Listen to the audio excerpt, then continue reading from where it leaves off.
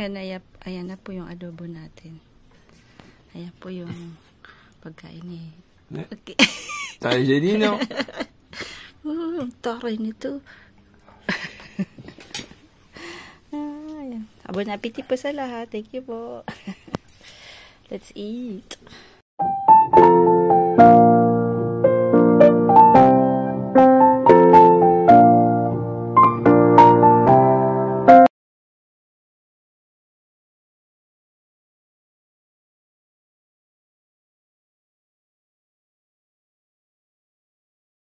Ayan, good morning po. Today po is Saturday, 8:15 po. Ayan, si Frank po, ayun. Kakat niya po yun.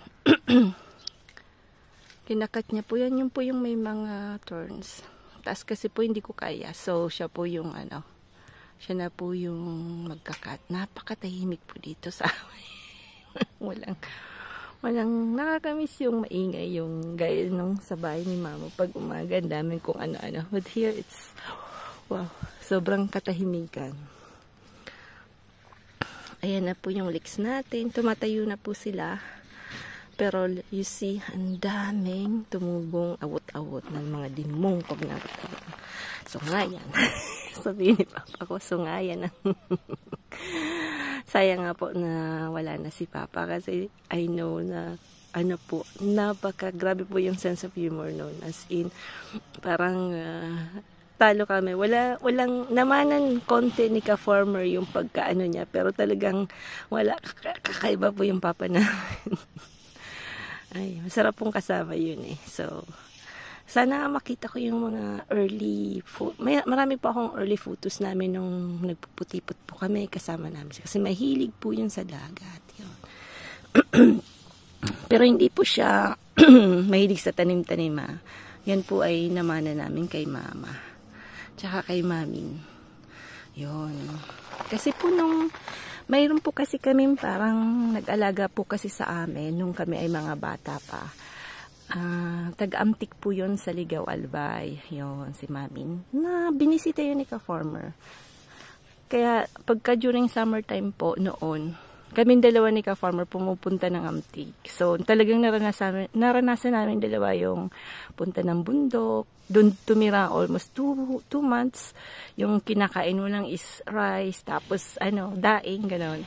Tapos yung mga inununa kung ano-ano na mga yung mga yung pinakuluan lang ng mga dahon-dahon, gano'n. So, talagang naranasan namin nung early days. Kaya mahilig kami sa gulay.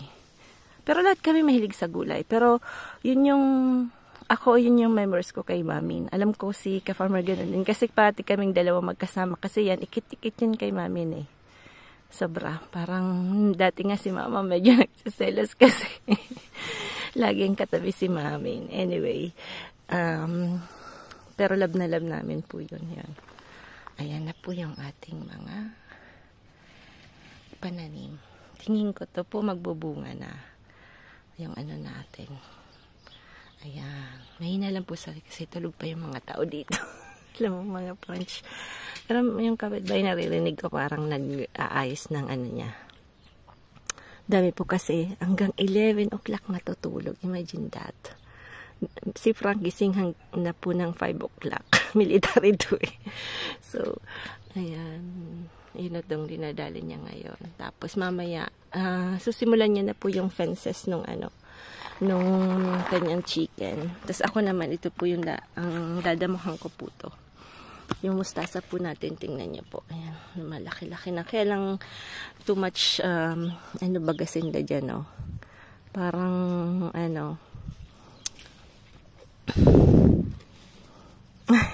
ikit-ikit baga. Ayun. Tapos ayun doon, mustasa din ulit. Tapos mayroon ng onions doon na yung onions na po. Ayan, papakita ko po kasi ang liit kasi. Sobrang liit. Yan is cute. Yan na po yung onions natin, oh. Yun siya kaliit. Pero lalaki rin yan. Kaya hindi ko pa pwedeng damuhan yan kasi very fragile pa po yung area na yan. Ayan. Ayan po. Umakit na si Frank. Umakit na si Frank doon. Ayan. Ayan po, hanggang mamaya po ulit kasi di ko po ma-film na masyadong matagal po pag pinakita ko kung paano ko damuhan to. So, mamaya ko po ipapakita pag nadamuhan na natin po. Ayan. Sige po, magandang buhay and have a nice Saturday morning. Ayan po. Tapos meron po akong clips yesterday na isasama ko dito kasi po kahapon po na pinasyal namin yung surroundings nung place namin na to. Kasi we never have time na visit yung maglakad-lakad po kasi sobra po talaga kami busy sa paglilinis ng surroundings. So, yesterday sabi ko, sige, isama kita doon sa pinuntahan namin ng kaibigan ko. Kasi yung bago umalis po yung friend ko na English, pumunta po kami sa river. Malapit po kasi kami sa river. So, kahapon po sinama ko si Frank. Kasi mahilig po siyang mag-jogging. So, nagustuhan niya po yung place. Ang ganda po kasi. Mga vineyards. Ayun. Makikita po niyo yun mamaya. Sige po. Thank you po. Ayan. Sorry po. Napalaban po kami today. Ayan. Ang hirap ilagay ko ng bigong ko yung camera. Pag di ka talaga ayan. Uy, ay, sorry. Sorry. Very good.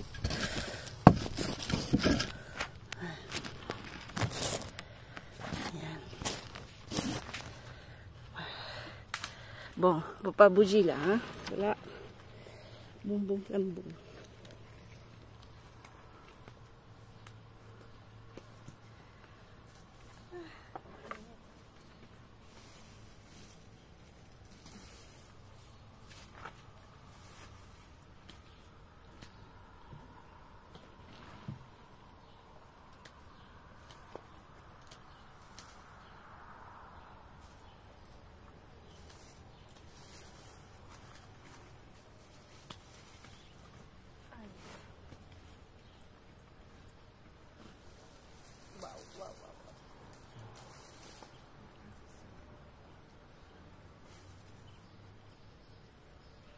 Ça accroche au boucan?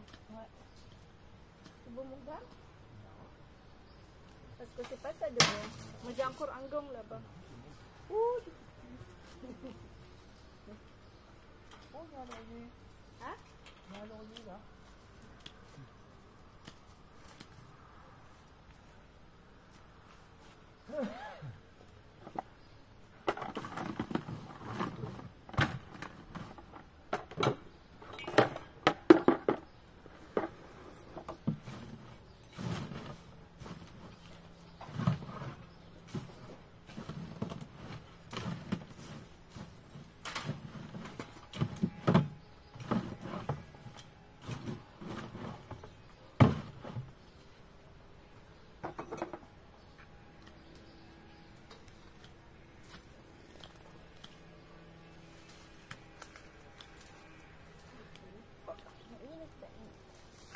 Very hot. May pawis na. Pawis. Yung mga trans ko ay ayaw pa nilagay.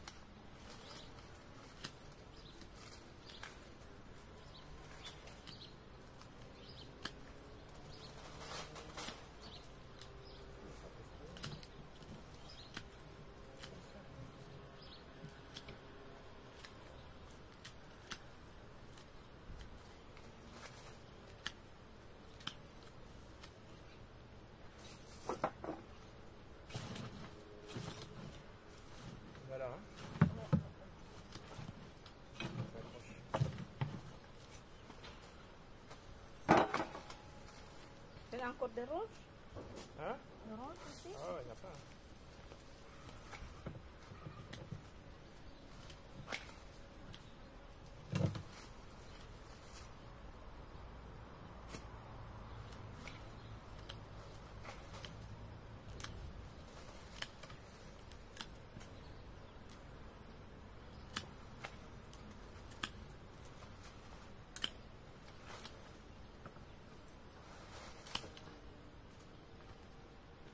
Les prix, hein.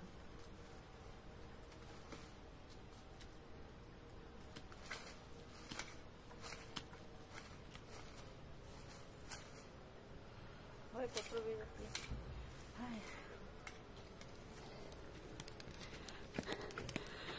Ayan po yung today po, ganyan yun po yung ginawa namin. Bali kami po dalawa organized. Bali pag kinakat po ni Frank, kailangan ilagay po namin agad sa container. Tapos mamaya po, itatapon na namin yan. So, ang ginagawa po namin, dapat talaga maging organized. Tsaka kinakat ko po small pieces kasi yun pong yung ginagawa ko po, very thorny po yun. Dapat may special, ano po kayo, yung makapal na gloves for thorns, yung mga sa roses. Kasi kung hindi, matinik po kasi siya. Ayan. So, today po medyo matatapos na namin to. Itong side na yan. Tignan niyo po kayo si Frank. Tapos mainit na po. Sobrang init. Ayan. Yan. Binibigay niya po yung mga thorns sa akin. Tapos kinakat ko po doon. Tatapon na namin. Kaya po namin kinakat for small pieces para po maging compact siya. Para hindi yung kung saan-saan. Dapat ganun po talaga yung gagawin, no? Na dapat dalawa yung gagawa kasi para mas mabilis po yung yung gawain. Lalo na po kung malaki yung garden, pag nasa Europe po kayo or siguro kahit sa US. Ewan ko sa US kung mahal din yung pagbabayad sa mga nagaganyan sa garden. Kami dito po mahal po talaga. Siguro yung whole garden namin, pag inask namin for someone, siguro 400 euro po. 300 to 400 euro pag lahat-lahat po. So, mahal din po. So, ang ginawa po namin, bumili na lang po kami ng materials. Tapos yung iba po, yun, the same thing. You can buy that in marketplace para medyo mas mura. Kasi yung iba po, hindi mahilig sa gardening. Naman na po sa mga parents. Tapos binibenta yung bahay. So, yung lahat po na tools, binibenta nila in very cheap. Pero kailangan po alam nyo yung mga magagandang materials. More on kami po binibili namin yung mga made in Germany, made in France, yung ganun po. Kasi mas matagal po talagang Ayan, si Frank. Kasi sabi ko sa kanya, meron akong gloves. Ang gloves niya, yung sa work ko yan eh. Makulit yan. Tapos mamaya, ang dami niyang tunog. Yan, sasabi niya, tanggalin mo to. Din to eh, kumag to eh. Gusto niya kasi, at the end of the day, aalagaan mo siya. Yan, manicure, ganyan na yung. Ayaw niyang maglagay ng ganito. Buang talaga eh. Ay, nako. Lala. Sige po.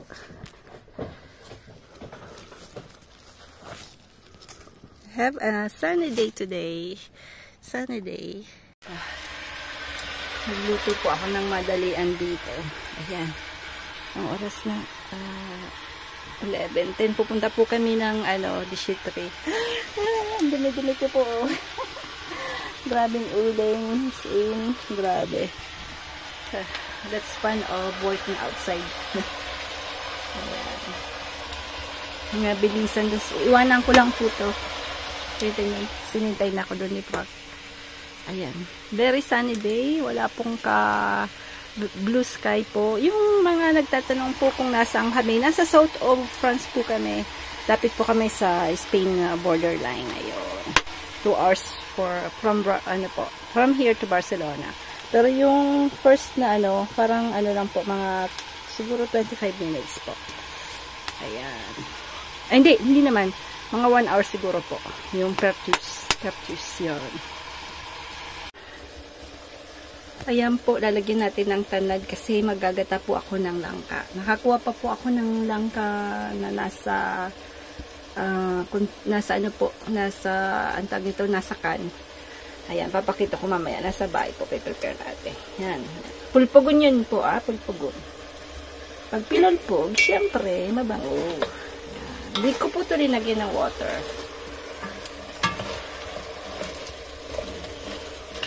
Mamaya, magkukuha po tayo ng ng talbos para po may green tayo dyan. Mas maganda talaga pag may mga green. Yan. Nanginayan po kasi ako. Ang daming, daming kahoy. Tapos, maputol pa po kami nung every year po kasi pinuputol yung dalawang nasa front na kahoy. So, ayan. Kailangan natin gamitin itong mga kahoy na to, Sayang kasi. Yan. Takluban po. Yan, kukuha po tayo ng mga dahon-dahon na ilalagay natin dyan para mas masarap ang ating gatang langka. Yung kinuha natin sa garden na ubus ng kamote, talbos ng kamote, konting maliit na kangkong, yung chives po, yan, nalagay natin mamaya dyan para mas masarap. Tingnan natin kung baka, di ko kasi lagyan ng tubig, baka matutong ba.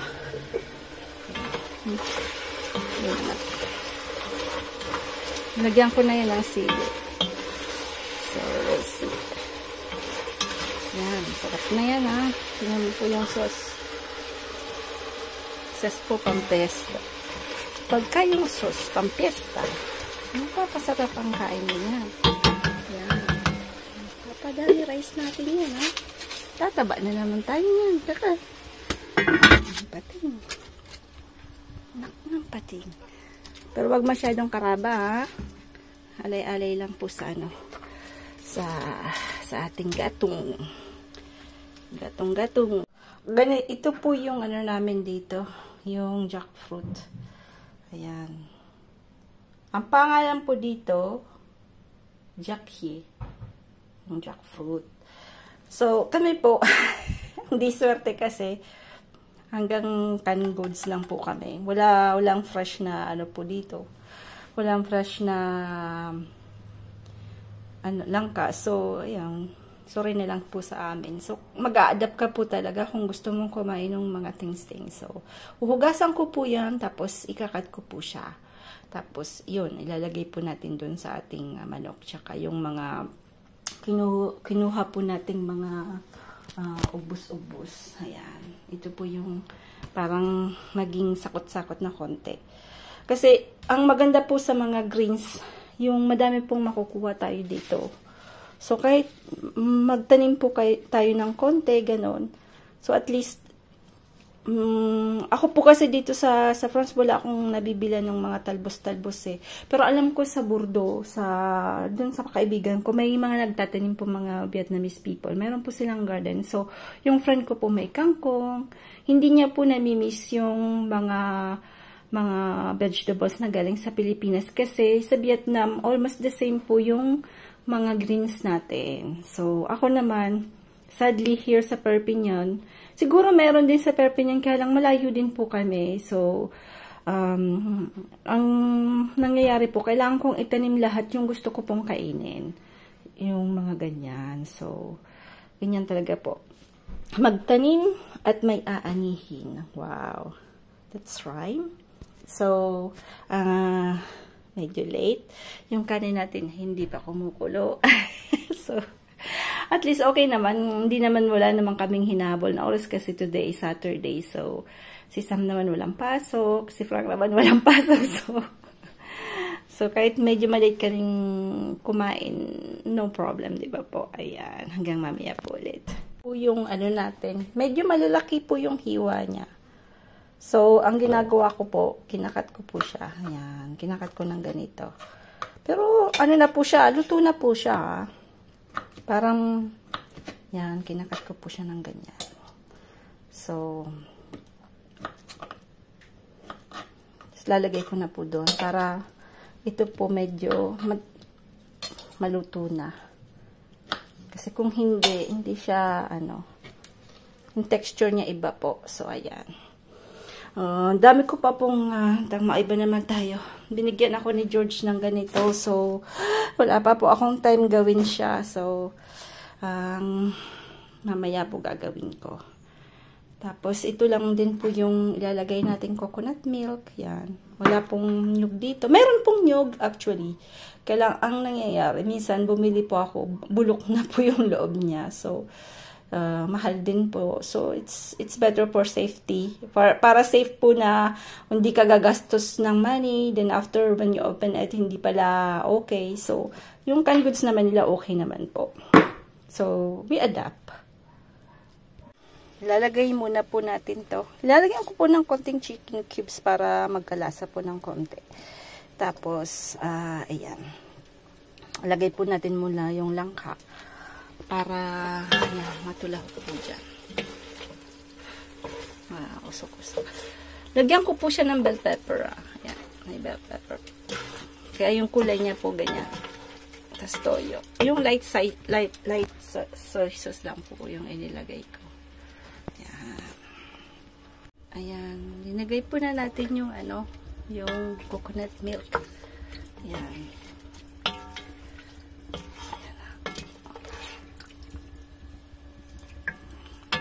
Mamaya po titingnan natin pag luto na. Dito kasi medyo iba yung niya. Hindi natin kita masyado. Ayan.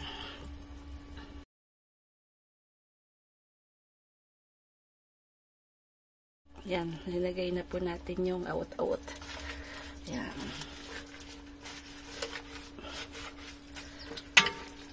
Mamaya kakain na tayo. Kulang lang sa kulang sa pepper. Ayan.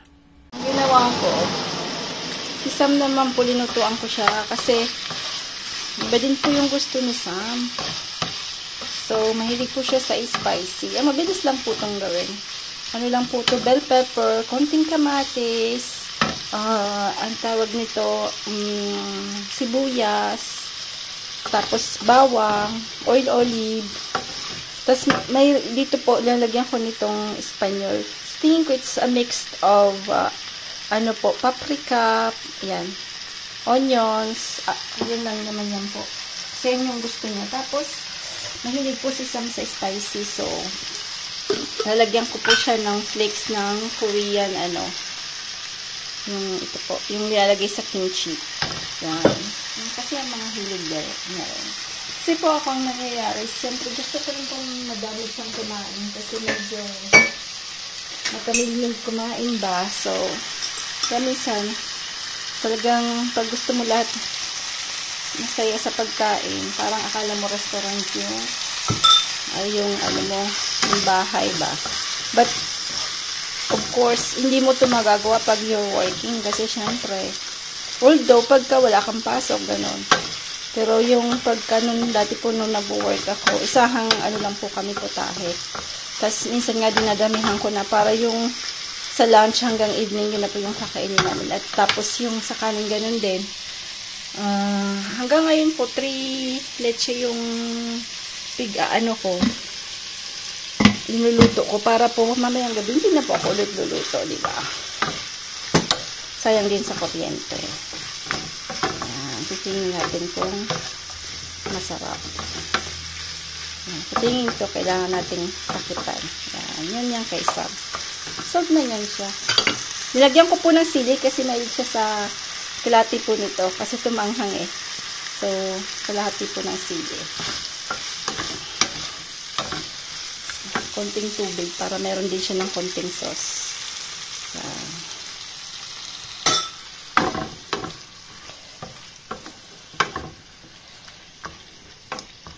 Mamaya-maya po kakain na kami. Bon appetit po sa lahat and thank you for watching. Thank you po sa lahat nagso-support, sa nag-watch po sa daily life namin dito. Minsan po parang Groundhog Day but siyempre parang ganun-ganun po, roses, gardening, but that's the real life. Hindi po, wala pong nababago. Yun po talaga yung nangyayari sa buhay everyday dito po sa amin po. Ayan. Hindi ko po binabago dahil I'm videoing or something. Yung lahat pong nakikita mo, yung nakikita nyo po, yun po talaga yung kinakain namin, yun po talaga yung ginagawa namin.